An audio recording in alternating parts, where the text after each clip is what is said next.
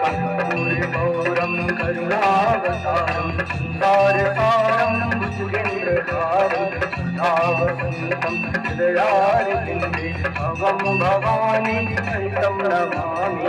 त्वमेव माता सविता त्वमेव त्वमेव बन्धुः सखा त्वमेव त्वमेव विद्या द्रविणं त्वमेव त्वमेव सर्वं मम देवदेव।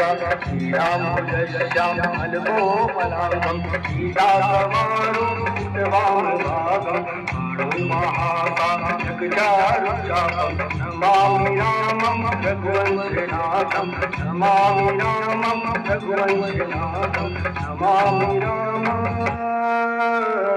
रघुवंशनाथम्।